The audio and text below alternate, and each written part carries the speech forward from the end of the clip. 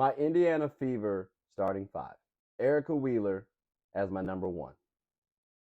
Kelsey Mitchell as my number two. Victoria Vivens as my number three. Nalissa Smith as my number four. And Aaliyah Boston as my number five. Now, my Indiana Fever bench, Destiny Henderson at number one. Maya Caldwell at number two. Christy Wallace at number three. Queen Egbo at number four. And Bernadette Hattar at number five. Now, the Indiana Fever, they have been drafting relatively high over the last couple years. You got Alyssa Smith at number two. You got Leah Boston at number one. It's about time you start making a trend in the upper direction, right? And I gotta admit, when I look at this team, they don't look too bad. Now, from the starter perspective, they're number 8. Now, from the bench perspective, they're number 7. And again, fun fact, I like my team with height. They're the third shortest team in the league. So that could be tough because there are some big gals out there in the league that actually do dominate. But one thing that this Indiana Fever team does have is balance. Like when I look across all the box scores, right? You got the points, rebounds, assists, block steals, all that good stuff. Compared to the other WNBA teams, they're relatively on par with the lower ranked playoff teams.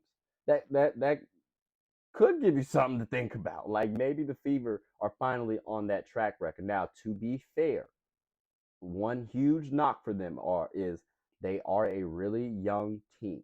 All right, like this squad could pose. They could have some trepidations around the way just because of the youth. You have a couple of rookies. You got a couple of first-year players. Like a lot might be expected of these young gals. So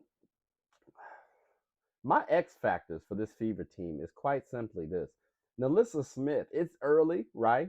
But from a guard perspective, like they're I told y'all they're the third shortest team in the league.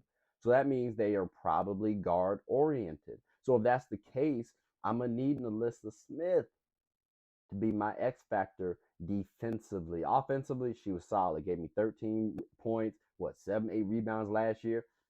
Keep that. She shot well from the field and the three ball. Free throws could be improved, 65%. We got to up that a little bit. But it's first year. We'll see how it goes. All in all, her defense is what's going to be needed. She's a solid defender. Again, perimeter-oriented players. And you got Aaliyah Boston to help out. You also got Queen Egbo to help out as well. But if she's the defensive anchor, which I think she can be, the Fever could be a little tough. So let's wait and see how that goes. And I know I got to bring up the number one pick in this year's draft, right? Aaliyah Boston. Why didn't I say her? It's the first year. And to be honest with you, I'm just looking to see if Aaliyah Boston can definitively and outright beat out Queen Egbo for that starter spot. Just because she's the number one draft pick don't mean you just get the starter spot. And Queen Egbo's no slouch. Like defensively, she's top notch. Offensively is the only reason why I say Aaliyah Boston even got drafted there. So again, it's an uphill battle for Aaliyah Boston on her own team. Next season, she'll probably be an X factor. But this season, it's definitely Nalissa Smith. Either way, both are key cogs for this team's future going forward. So, the Fever, y'all might want to watch out because this team could get a little hot.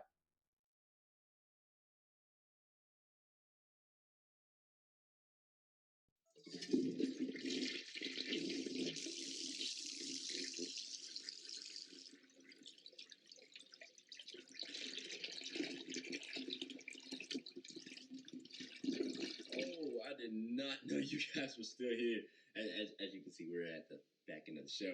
No pun intended, but look, hope you all enjoyed it. And before you go, please subscribe to the YouTube channel, follow the IG account, share the content to anybody who's anybody. And most importantly, leave your thoughts and comments below. But I got to go back and play Buddy in 2K, so let me unmute him real quick. Excuse me. Hey, boss, I'm back. Nah, you better catch this word. You know we get buckets around here, kid.